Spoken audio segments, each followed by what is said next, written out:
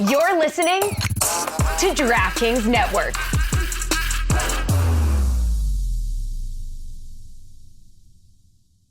Decisions.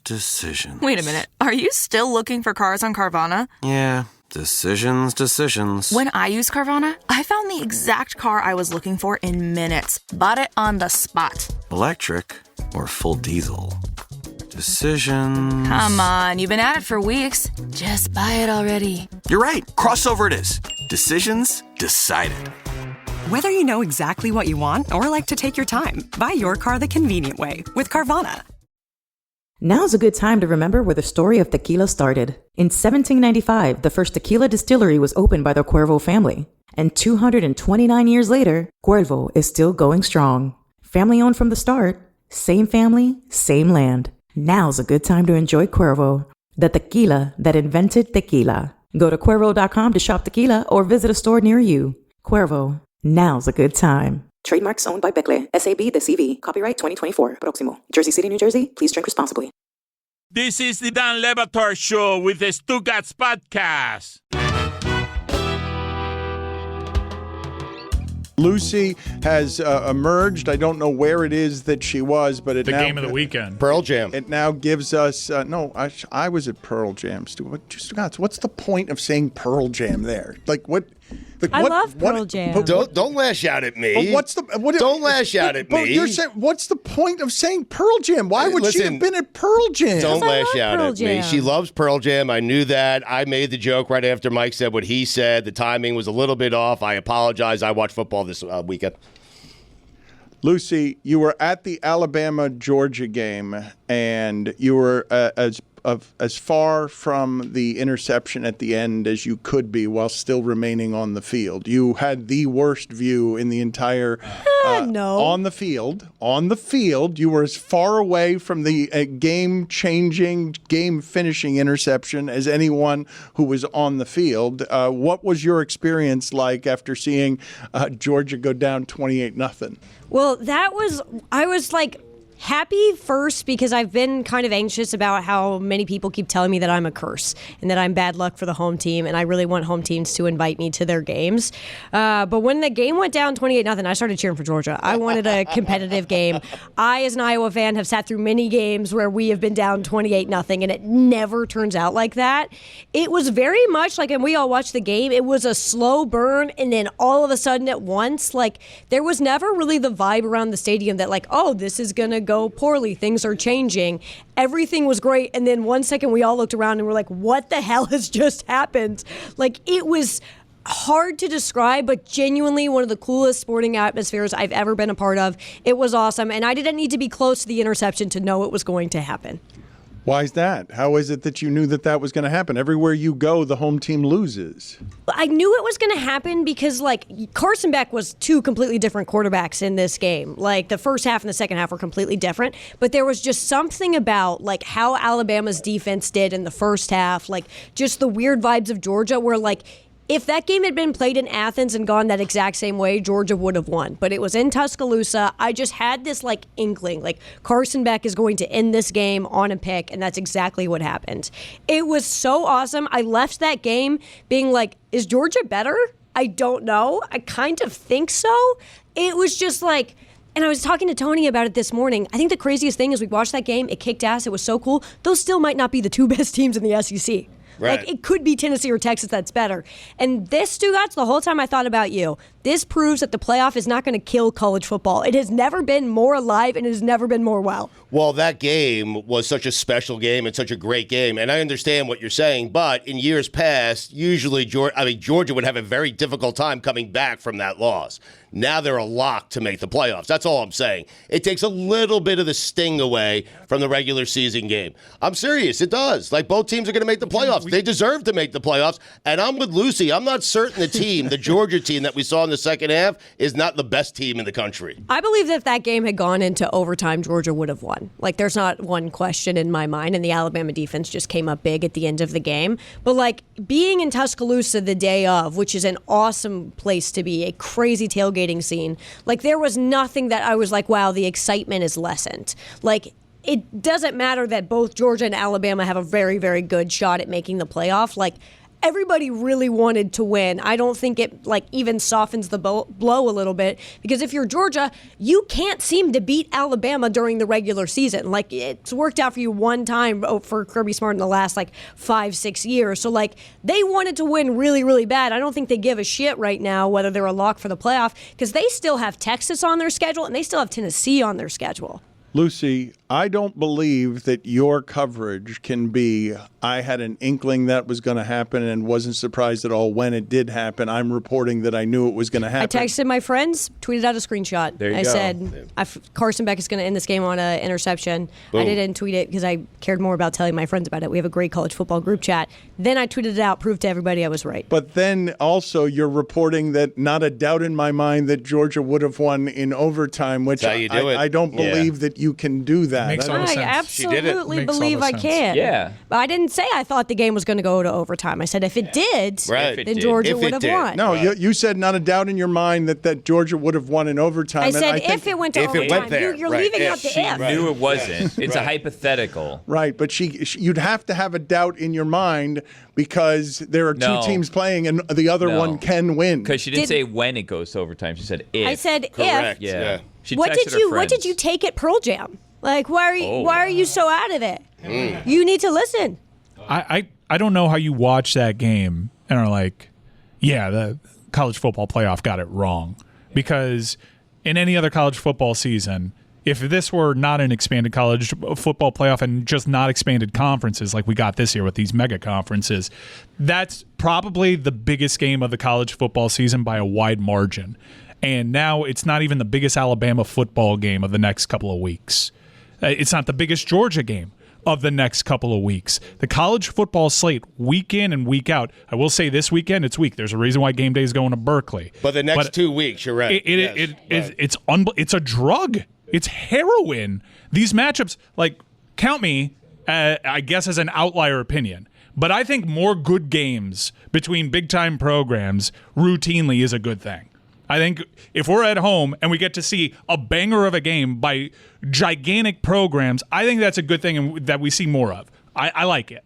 So I don't see where the argument that this whole expansion thing is bad for the sport, because the sport has never been hotter. Obviously, if you're playing in the SEC and you're one of those top 5 teams, any Saturday, any one of those can beat another one. But don't you guys feel like what has pretty clearly happened here over the last couple of years is that Oklahoma has been left behind by Texas, that Texas is somebody that you look at and maybe they lose, maybe they can lose to one of these, Tennessee looks exceptional and obviously anyone can lose to Alabama and Georgia, but don't you think Texas has separated itself as something that belongs in the SEC where Oklahoma is a second-tier team or program in the SEC? Yes, sort of. Oklahoma is pretty bad this year. Their offense is genuinely horrific. But I think the thing that we forget is when Texas and Oklahoma play, there are no rules. It doesn't matter who's good. That game is weird, and Oklahoma will always be able to compete with Texas just because there is something weird in the air at Red River. I don't think that's good analysis either. Everyone agreed here with me. No, you're right about strange game. Dan. You're right about those two teams always play games that are close, but something strange in the air as analysis is not concrete analysis. You've never been to the game. I have, and I'm telling you, there's something strange in the air. Mm-hmm. Like what? A pollutant? I think it's like all the funnel cake fumes from the State Fair. Is your video ready? Can we go to your video from the Alabama-Georgia game? Are you claiming that this is the best atmosphere you have been in this year? And best tailgating atmosphere I've been to this year. Wow. All right, let me see this video. Next question, please. Okay. Tighten up. Tighten up. Let's go. All right. Yeah. Dan, Stu, all the listeners of the show, got one thing to say to you. The Lucy curse is over. It's broken. We're back. Roll Tide or go Dogs? Oh, no! Roll Tide, get out of here! Roll Tide. Roll Tide. Roll Tide. I don't give a piss about nothing but the Tide, baby. Go Dogs. Go Dogs. Are you nervous about playing Georgia today? No. We kick the shit out of dogs. What are you talking about? Why would we be scared of the dogs? Never been scared of a dog. The Chihuahuas? No. Scared of a dog? What? What are you talking about? Ain't nothing about a dog. I don't know what a dog is today. I am a dog. Roll Tide. But I ain't no Georgia dog. Dog. So this is the punishment board. And this is based off of the bucket of death. If you lose, you got to pay the glizzy straw punishment. That's what I got today. So all my beers have to be drinking out of this today. Does winning ever get old? No. Winning? No. Oh, it never gets old. You always want to win in life, in football games, in basketball games, in gymnastics, in rowing, in track, in life. And how does it feel to have the last 10 years of actually having a quarterback? I mean, I love it. It's nice having a dude that can throw. It's really, really nice. God, I've seen what you've done for others, and I want that for me. You see what I'm wearing? Go Dogs. My friend goes here. He's making me wear this. Go Dogs. Go Dogs! Roll Tide, you're wearing a Bama jersey. How much do you miss Nick Saban? Don't miss Nick at all. I love Nick. What? Do not miss Nick at all. I'm proud of Nick, love Nick. I'm glad he's where he's at. He's in retirement. It's an awesome feeling. This trip to T-Town was presented by Powerade. It takes more. Blitz, Bama, Blitz! Are you here at Georgia Dome? No, look, I got my hat on, I got my buttons. What do you mean? She's a liar. Who do you think my favorite team is? JMU. It's not James Madison. I don't know what about me says James Madison University, but all right, well. I ain't gonna lie, like, Alabama, Roll Tide and all that bullshit. Like, I love Alabama. Like, this is fun. It's fun. You can't be Athens. It's not Athens. Can't be Athens, baby. This is my first Alabama tailgating experience. I think my big takeaway is that fashion is crazy. How do you feel about Alabama tailgate fashion? It's crazy, bro. I mean, they go all out. I mean, everyone prepares for this. This is everything. Yeah, we're the two most underdressed people here right now. How do you feel about Georgia fans barking all the time? It's gross. They sound like poodles. It's weird. Poodles. It's kind of weird. Poodles. They're poodles. Is there anything else you want to say to the show? I feel like until Greg Cody dies, Tuesdays should be all him. He should be just Greg Cody for Tuesdays. Greg Cody Tuesdays until he passes away. I'm a big fan. Big fan. I love Dan. Love Stugotz. Big Stugotz guy. Awesome. Great. He is really a fan. He didn't just name Dan and Stugotz because they're both in the name of the show. I love Billy. There we go. Have you ever heard of the Dan Batard show? Do what?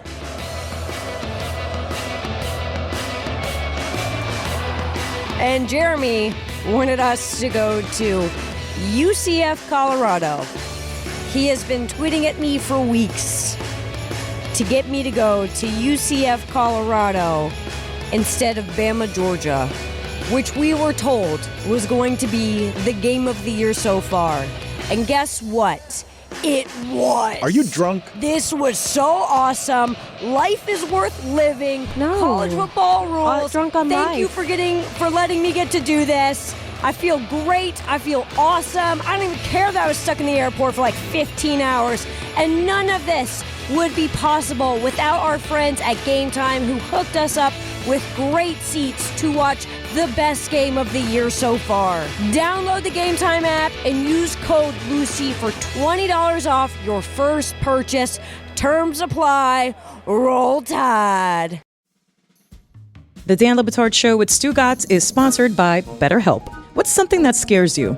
Halloween is all about having fun with what scares us. Zombies, ghosts, all things spooky. But what about those fears that don't show up in costume? Like fear of failure, rejection, or change? Therapy can be a powerful tool for facing fears that we just can't laugh off. It helps us build positive coping skills, set boundaries, and become the best versions of ourselves. It's not just for those who've experienced trauma. Sometimes, the scariest thing is holding ourselves back by avoiding what we're really afraid of. So this Halloween, why not think about facing your own fears? Not the ones dressed as monsters, but the ones that keep you from moving forward. If you're thinking of starting therapy, give BetterHelp a try. It's entirely online, designed to be convenient, flexible, and suited to your schedule. Just fill out a brief questionnaire to get matched with a licensed therapist and switch therapists at any time for no additional charge. Overcome your fears with BetterHelp. Visit BetterHelp.com BetterHelp.com/DLB today to get 10% off your first month. That's BetterHelp, HELP.com/DLB.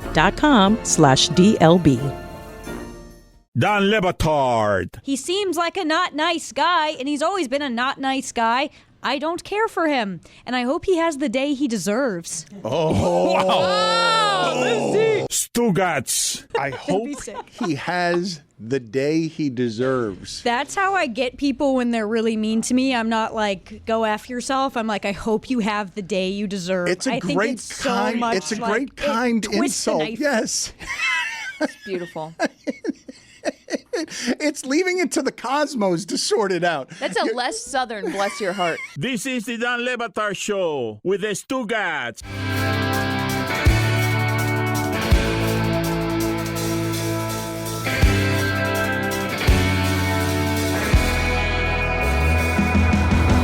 Stugotz, a couple of basketball stories from the weekend that I thought were interesting. This Karl Anthony Towns trade has not gone through yet to the Knicks, correct? The one that Shams was reporting. Officially, it has not gone through. Correct. Julius Randle and what did I call DiVincenzo? Did I call him? The Italian kid from Ohio? The Italian DiVincenzo. That is a trade that makes the Knicks immediately better and is confusing to me, even though I understand from the perspective of the Timberwolves, it's confusing to me that you would make your team worse to save money when you just had what might be considered the best Timberwolves team we've ever seen. And when Karl Anthony Towns and Rudy Gobert played together last year, that team was great. Right. And you've made yourself worse. Like, that's not up for debate. Karl Anthony Towns, whether you like him or not, or whether you think he's worthy of being a number one option, he's clearly the best player in this trade, and the Knicks get better by acquiring him, and the Timberwolves make worse by being cheap and trying to stay under the luxury tax. Perhaps the best T-Wolves team I have ever seen. Right. It's interesting because Knick fans, while getting the better player, while improving the team and the roster, they fell in love with last year's team. And so there are some Knick fans who are upset that Donte DiVincenzo, who's from Delaware, by the way, he's not from Italy, he's not from Ohio, he's just from Delaware. I have found the reaction to this to be very, very funny because New York falls in love with guys who overachieve. And that's what the Knick team did last year. And Knick fans are upset that they broke up that team. They wanted to see him run it back with a healthy Julius Randle, which is absurd to me because the Knicks, they got a superstar. They got a former number one pick in the NBA draft who averages like 25. He's a double-double with a couple of blocks and hits threes. I don't think he's a superstar. I don't think it's a major upgrade for the Knicks, though. I'm splitting hairs with you. I don't know that he's a superstar as a star, but he is the best. He will be now. He's the best player in this trade, and I'm just confused if you're the Timberwolves why you would do that to your fan base that overtly, being cheap when you have finally put together something that is special. The Timberwolves in their entire existence have only had a run with Kevin Garnett teams. Those are the best they've ever had, and it was a long time ago. And so to watch, I was bothered on behalf of Minnesota fans that they would make that trade that way and that they would get so little for him. The contract is onerous. I guess that is why they got so little for him, but that seems like very little to get for someone who I don't think is a superstar or a star, but he is an all-star. He's like, I don't think we haven't seen him be a number one, but he's not a number one, but he doesn't have to be a number one in New York because Jalen Brunson is the number one. I mean, I don't know either, Dan. I was pleasantly surprised. I had no expectation of getting Karl Anthony Towns. I'm happy that we did. I think the Knicks are a good deal better with him and Bridges. Like, I know you can fall in love with the Josh Harts of the world and the Hartensteins. Like, that happens a lot to fan bases. You fall in love with the lovable little guys, but I mean, Bridges and Karl Anthony Towns are a major talent upgrade over what it is that they were putting out there last year. That was an overachieving basketball team last year that had hit its ceiling. They were not going to beat the Celtics that way. No, they weren't. But you could say maybe the Timberwolves hit their ceiling with that team. They went to the Western Conference Finals last year. But make it better. But get better around those two guys. It's hard to get a 1 and a 2 that are that strong that can win you 60 games in a basketball season. Like it's a right. The Timberwolves. The Timberwolves, weren't they the 1 seed last year? Weren't they? I believe they were, Dan, yeah. And they end up losing because Dallas upsets them, but it was a young team. Like you've got to give a team like that a little bit of time to mature. Karl Anthony Towns is still a young player. Yes. It's interesting also because Donte DiVincenzo was reportedly upset with a reduced role this year. Because they're going to play Bridges. Well, because they got Bridges, which is so funny because that's what happens to these guys and their ego when they do it in the Mecca, when they do it in New York. DiVincenzo, he gave Knick fans one of the all-time great seasons. He did. Him along with Jalen Brunson, the rest of the guys from Villanova. It was an amazing season. The bar has been set so low that last year almost felt like a championship to Knick fans because we were so deep into the season. And now the guy he thinks he's a superstar. Donte DiVincenzo was not a superstar, and he's upset at a reduced role. And so the Knicks said, okay, enjoy your reduced role in Minnesota. Have fun with that. I mean, this is great. We're a better team today. The other basketball story that I thought was also a little bit weird. Jeff Passan is considered a front-runner, according to The Athletic, to replace Woj. Shams is also considered a favorite. That would make more sense. Adam Schefter briefly dallied with trying to be a basketball insider and played around with it, but doesn't have the kind of sources that you need to be a basketball insider. No. I love Jeff Passan as a person, as a writer, and as a reporter, but you have to build sources to have that kind of job over 30 and 20 years in a sport. Yes. I don't know how Jeff Passan would even do that job if you don't have basketball sources. Let's correct ourselves before the buzzards come in. They're already here. The T-Wolves were the 3rd seed in the West last year. It was Oklahoma City, then Denver. Okay. They were the 3 seed. No, thank you. But I know the last week of the season Right. they were playing for the one. They were playing for the 1 seed. I know Passan and Woj are very close. I don't know if Woj always imagined, hey, if I step down, this thing will go to Jeff Passan. I don't know how that works because how is Passan going to gain all those relationships that Woj gained over 4 decades of or 3 decades of doing this? You're saying it's a passing of the torch? I think so, yes. Oh, come on. Again? He can't control that button. We can't allow him to control that button. Passing of the contacts.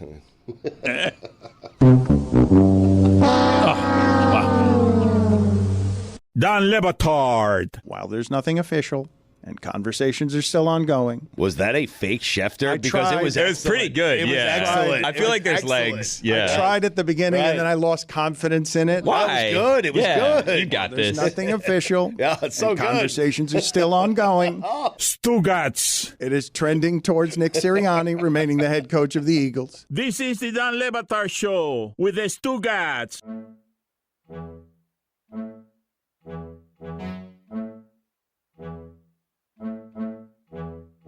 We have a bunch of folks today who are out at Heat Media Day. I suppose at some point here, somebody is going to bring us back some information about what kind of Halloween costume Jimmy Butler decided to wear to Heat Media Day so that all of the pictures all season long used by all telecasts involving Jimmy Butler have him in some ridiculous outfit. We will get reports over the course of the week about what Jessica and Tony and Chris Cody found out at Heat Media Day. Amin is out there as well. Billy, were you jealous that you got left behind here and put in charge of today's chaos instead that involved a couple of 80-year-old Mets from the 1962 team?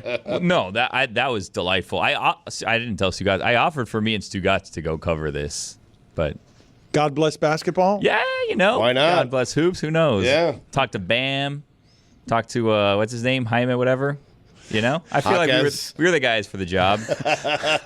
We went in another direction, though. I mean, whatever. Yeah, whatever that guy's name is. Yeah, I mean, once they got rid of Cole Swider, honestly, punted on the season, if you ask me. Swider, whoop! All right. But what am I going to do? Thank you for all your contributions. We're going to get to Stugotz's weekend observations here in a second. I do want to pause, Stugotz, because the news just came in, and I don't know how you experienced this, but to me it felt like a punch in the stomach to learn that Dikembe Mutombo, a really effervescent personality who was a bit of a pioneer, really, out of Georgetown, just sort of this pipeline in Georgetown of big guys that went Ewing, Mourning, and Mutombo, and then Mutombo gets to the NBA, and he's more colorful than either one of the other two, brooding giants who came out of Georgetown. The offensive game he wasn't the player on offense that Mourning and Ewing were. No. But as a personality, he was so much fun. To hear that he has died at the age of 58 of brain cancer, 3 years older than me, when I really do associate Mutombo, Stugotz, with life, with living large, with being somebody who was not just an ambassador on behalf of helping the game become more international, but with a single finger, he had more personality than so many players in that sport when he would block shots and he would tell you, no, no, no. And anyone who knows what Mutombo was off the court knows how giving and fun he was. To have that big of a life extinguished so young, landed wrong, felt wrong, and just seemed to me uncommonly heavy for someone I've only talked to a handful of times, but had a personality that sort of jumped off of your television screen, had learned our language, okay? So he was always doing all of his interviews in his second language, doing it through did them well, by the way. Yes, excellently, right. through a heavy accent, and allowed us, Stugotz, when you say did them well, just so that you understand how difficult the degree of difficulty was on how it is that Mutombo achieved stardom as a defensive player and as a life force. Think of how you have trouble connecting with even someone like Jokic or Dončić when they're trying to introduce you to who they are in a second language. It can become difficult to feel like you know those players, that you feel like you're rooting beyond the basketball for someone whose personality is something that you like to be around. It's usually uncomfortable because, as you pointed out, they're doing it in their second language. Mutombo started off that way. It wasn't uncomfortable because he was so full of life. I honestly had no idea that he was sick, Dan, but you're right.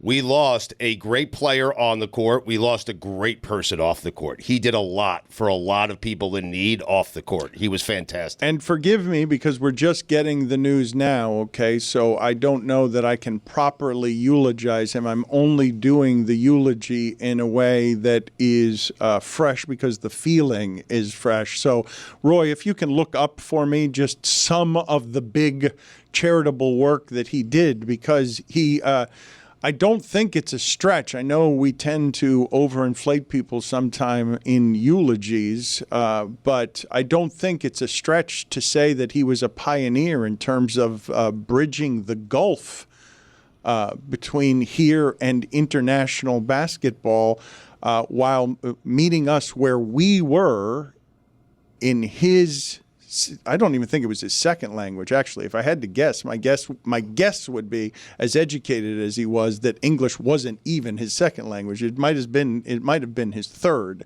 But he did big work that I don't have the details on because the news is just coming in now. So we will more properly eulogize him because I'm just talking fresh off of the feeling of just, I don't even know how to explain this because it doesn't happen to me very often, Stugotz, with celebrity, where I feel like I'm punched in the gut because I feel like I know someone a little bit better than I actually do just because of how big his personality was, not because of any kind of interaction that I was personally having with him a great deal. You just felt like you got to know him throughout the course of time because he was warm, because that's the way he kind of presented himself. Roy will get us the charity work, but it is vast. It is a lot. He has won many, many awards. I mean, he was an for ambassador. all the charitable work that he did. And yes. I'm not familiar with the details, but that is a good word to use because I do associate him with a warmth that I don't mean this, I really don't mean this as any kind of disparagement of Mourning or Ewing, but this was very much of a pipeline for what was coming out of Georgetown. What came out of Georgetown with John Thompson, it wasn't just the coach, John Thompson, who was viewed as a giant who wasn't seen as warm. It was Iverson, it was Mourning, it was Ewing. These were not, warmth is not what was being given off there. And Mutombo learned under those. Toughness was. Yeah, yes. yeah, Right. for sure. Yes. Menace. And people, it wasn't, Georgetown wasn't a cuddly program. And look, there's some racial undertones on all of this. And those were men whose defiance was sort of earned by how it is that America treated them. But Mutombo didn't seem to have any of that coming from the same place and the same Georgetown family. Didn't seem to be anything much other than warm in a way that people could feel. Some of his charity work includes his own foundation, the Dikembe Mutombo Foundation, which he started in '97, and it was to help improve the quality of life in the Congo and to give them education and better health. He named a hospital after his mom, Biamba Marie Mutombo, a 170-bed hospital. He opened the Samuel Mutombo Institute for Science and Entrepreneurship. He has a Mutombo Coffee Company, which aimed to close the gender gap in African coffee production. And he's a part of many boards for the Centers of Disease Control Foundation, Special Olympics International, United States Fund for UNICEF. So yeah, he's been pretty big in the charitable aspect of his life. As was Mourning, by the way. This is something that was important to all of them at Georgetown to help some people who were disadvantaged. Again, we will regroup and try to talk about this with a little more detail because the news is just coming in now. And I can't really explain to you beyond what it is that I've already explained why it is that this has landed on me this way. But it's because he was such a different personality. It's just an unusual story. Well, it's too soon, and he was young, and it feels too soon, and he was very, very young, and I had no idea. I'm a bit shocked because I did not know he was dealing with brain cancer, and so this is it's a very sad day for a very amazing player and person. As Roy pointed out, all the charity work, Dan. But this is one of the great players, one of the great defensive players of all time in the NBA. And so we lost a great person and a great player today in Dikembe Mutombo. The upset that the Nuggets pulled over the Supersonics, when you saw him in just an immense amount of joy near the free throw line while he's holding that basketball at the end of the series, that's what I'm going to take from it. There are two images that you associate with him, right? It's the wagging of the finger whenever he would block a shot, because Stugotz is right. He was one of the great defensive players of all time. But the joy in that moment when he's on the floor and it's a great upset and he is holding the ball and you just see on his face just a sheer delight that you associate with how big his personality is. I honor him every single day, Dan, with the finger wag. When someone tries to cut in front of me on I-95, they try to get into that lane, there's not enough room, and I speed up, I don't let them in, I wag my finger at them like Mutombo just blocked a shot. I do it every single... I'm going to do it today. In fact, everyone do it when they're driving around South Florida today to honor the great Dikembe Mutombo. Why do you feel the need to lie every second of your life? That's what I do. I've told you that for 15 years. Lying is what I do. I also I don't know Dikembe personally. I feel like maybe he wouldn't be as aggressive a driver, and he wouldn't be wagging his finger at people. He just let them in. So you're not actually honoring him because you're not behaving as he would be behaving. Well, it's my way of blocking someone. I can't do what Mutombo did on a court, and so what I can do is block you from getting in my lane. Mm-hmm. And when I do, I wag the finger. And you think he'd like this? Yeah, you're honoring him. I think in a way that's not fitting to him. Probably. It's a little too soon for that kind of lightheartedness around what it is that we're talking about. And you think you're honoring him by making South Florida traffic even worse and meaner than it already is, while we're talking about all his charitable efforts. He had, and I'm hoping that we play it for the club on Friday, one of the most interesting and emotional eulogies I've ever heard of anyone, which was why it's sad that Dikembe passed away. And it's because he's young and it's too soon, and he's young and it's too soon. I mean, listen, I'm trying to fill here. It feels like trying to fill. Dan was going back to me. There's only so much I could say about a guy I've never met in my entire life, other than he's a great person on and off the court. You cannot pin this on me, man. You cannot. I mean, I tried to just listen. You cut someone off today, you wag a finger. I can't pin it on you. Of course, we can pin it on you. Just a moment. Am I to believe you don't actually honor Dikembe every day when you block people out and you do the finger wag? You're just saying that? I'm trying to or is that just fill. filling also? I'm trying to fill it during went on like eulogy. a couple of minutes. You came back to me a third time, and I ran out of things to say. I'm sorry. I mean, I feel terrible for him. Unbelievable. I feel terrible for the entire family. The verbiage there. You're trying to fill while we're honoring. It's just I don't wrong. Yeah. Do you miss him or not? I mean, of course I miss him. As much as Dan? Well, I don't want to talk about this Dan, anymore. Listen, you guys have ruined this. It appears no one misses him more than Dan. You guys stop, all right? Just stop. You know what? Get out of here. I can't believe I'm doing this during a eulogy. No, I don't know. I don't know what penalty to give you here. I'm gonna being an asshole. Oh! Major penalty on the ice. 5 minutes for spreading propaganda. Spreading propaganda. Good morning. He's on the streets in South Florida. Too young, too soon. Remembering, useless, just fundamentally useless. That we're talking about somebody legitimately emotionally, and you blurt, "I'm trying to fill here, Dan." Just get out. Just get out. Quit lingering around here like a bad smell in a bathroom, and just get out. Thank you. Like just wandering around in circles. God Almighty, it's frustrating. What is going on? It's Shelby Sauce from Intern John and your morning show on Z1043. And football is finally back, and Safeway makes sure Ravens fans have all their game day needs to tailgate or host like a pro. Whether it's in-store, delivery, or drive-up, where an experienced Safeway associate will carefully select your groceries, bag your order, and bring it all right to your car. Don't fumble the snacks. Download the Safeway app today and spend more time enjoying the game by shopping at Safeway, the official supermarket of the Baltimore Ravens. Now's a good time to remember where the story of tequila started. In 1795, the first tequila distillery was opened by the Cuervo family. And 229 years later, Cuervo is still going strong. Family owned from the start, same family, same land. Now's a good time to enjoy Cuervo, the tequila that invented tequila. Go to Cuervo.com to shop tequila or visit a store near you. Cuervo, now's a good time. Trademarks owned by Becle, SAB de CV. Copyright 2024. Próximo. Jersey City, New Jersey. Please drink responsibly.